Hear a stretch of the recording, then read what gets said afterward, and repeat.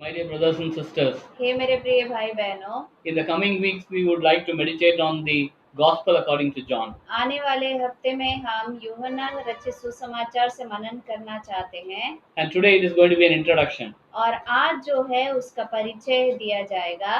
The theme or central theme of this Gospel is और इस सुसमाचार का मुख्य जो चीज है, presenting Jesus Christ as the Son of God. यीशु मसीह को परमेश्वर के पुत्र के समान प्रस्तुत करना है।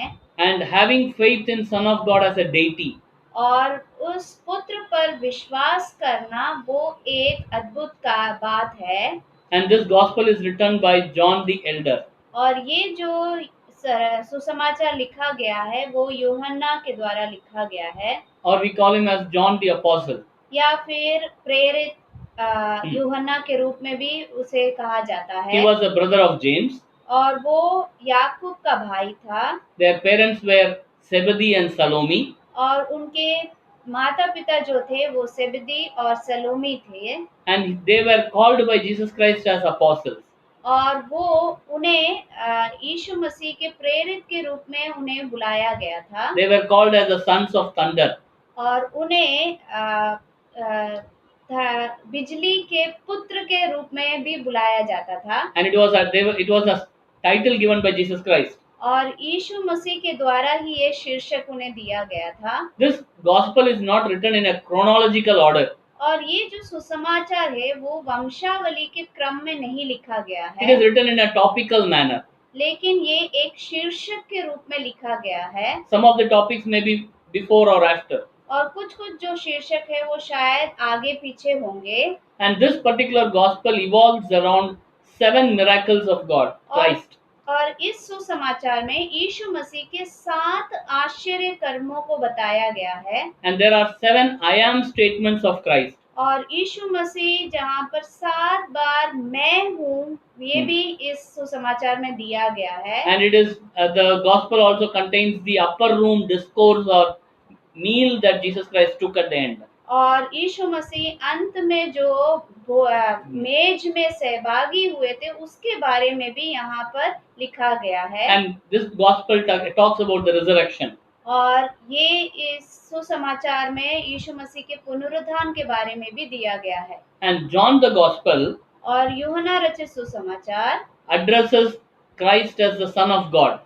यीशु मसीह को परमेश्वर के पुत्र के रूप में प्रस्तुत करते हैं। And the meaning of John means और यूहन्ना जो नाम है उसका अर्थ ये है God is gracious, or in Old Testament Yahweh.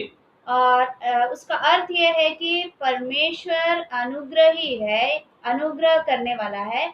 और पुराने नियम में याहवे के नाम से भी दिया गया है। And John was one of the first followers of Jesus Christ. और यूहन्ना जो है वो पहला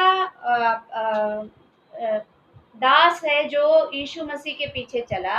And John the Apostle was also a follower of John the Baptist. और यूहन्ना जो है जो इस समाचार को लिखता है वो यूहन्ना बपतिस्मा का भी चेला था। And John was one of the pillars of the early church. और यूहन्ना जो था शुरुआत की कलीसिया का एक पिलर भी था। And one of the pillars was John, Peter, and James. और इनमें से जो खंबे थे वो यूहन्ना, पत्रोस और याकूब थे। And he was one of the very important person. और ये एक मुख्य व्यक्ति था उस समय की कलीसिया का। John was loved by Jesus Christ. और यूहन्ना जो है यीशु मसीह के द्वारा बहुत ही प्रेम किया गया व्यक्ति था। And John was also in his older age he was exiled to Patmos island. और यूहन्ना जो है अपने उम्र आगे होने के बाद उन्हें पद्मोस की द्वीप में भी छोड़ा गया था। And John had a very clear geographical understanding of Palestine.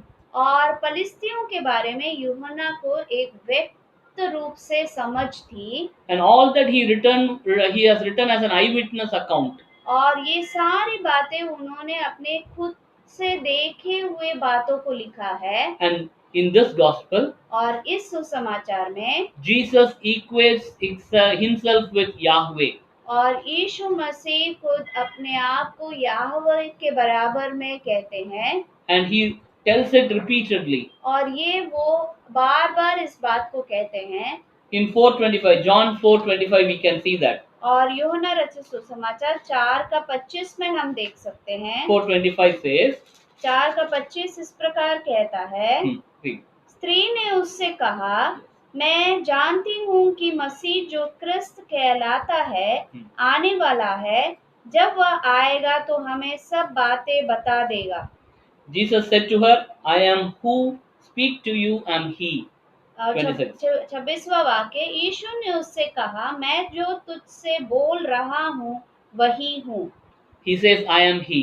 और वो वहां पर कहते हैं कि मैं वही हूँ। In 8:24, he says like that. और John 8:24. यूहन्ना रचित सुसमाचार 8:24 में भी वो इस प्रकार ही कहते हैं। I told you that you would die in your sins, for unless you believe that I am he, you will die in your sins. इसलिए मैंने तुमसे कहा कि तुम अपने पापों में मरोगे, क्योंकि यदि तुम विश्वास ना करोगे कि मैं वही हूँ तो अपने पापों में मरोगे। In verse John chapter 13:19. और यूहन्ना रचित सुसमाचार 13 अध्याय उसका 19वें वाक्य में भी हम इसी बात को पढ़ते हैं। I am telling you this now before it takes place, that when it does take place, you may believe that I am he. मैं उसके होने से पहले तुम्हें जताए देता हूँ कि जब यह हो जाए तो तुम विश्वास करो कि मैं वही हूँ। Here, this is a very wonderful statement. और ये बहुत ही अद्भुत वाक्य है यहाँ पर। Jesus Christ says, he is I am. यीशु मसीह कहते हैं कि मैं वही हूँ। And he knows everything beforehand. और वो सब कुछ पहले से जानते हैं करके कहते हैं। And he will tell you everything beforehand. और वो आपको सब कुछ पहले से बतला कर देने वाले हैं। But the issue is you will have to believe him. लेकिन समस्या ये है कि आपको उस पर विश्वास करना होगा। And the introduction to John begins like this. और यूहन्ना का जो परिचय है इसी प्रकार शुरू होता है। The first verse says that the word was God. और पहला अध्याय पहला वाक्य कहता है कि जो वचन था वो परमेश्वर था। Genesis also begins like this. और उत्पत्ति में भी इसी प्रकार शुरुआत होता है। In the beginning was the word. शुरू आदि में वचन था। And the word was with God. और वचन परमेश्वर के साथ था। And the word was God. और वचन परमेश्वर था।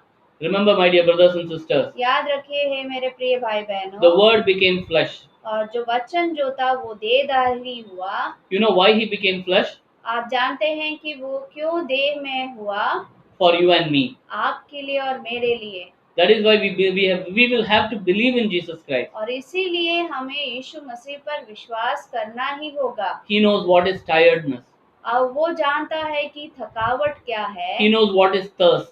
वो जानता है प्यास क्या है। He knows what is dependence. वो जानता है निर्भरता क्या है। He knows what is grief and pain. वो जानता है दुख और दर्द को। He knows what is a troubled soul. और वो जानता है उस परेशान आत्मा के बारे में। He knows what is a painful death. और वो दर्दनायक मृत्यु जो है उसे भी वो जानता है। And that is why he came in human form. और इसीलिए वो मनुष्य के रूप में आया। So that he can understand you better. ताकि वो आपको अच्छी तरह समझ सके। And you can understand him better. और आप भी उसे अच्छी रीति से समझ पाएं। Believe that he is the Son of God and he is I am. और विश्वास करिए कि वो परमेश्वर का पुत्र है और वो वही है। He is not an ordinary Santa Claus. और वो एक साधारण एक सांता क्लॉज के समान नहीं है। He is not a person to be joked. और वो ऐसा एक व्यक्ति नहीं है जिस पर ठट्टा उड़ाया जाए। He is not to be mocked.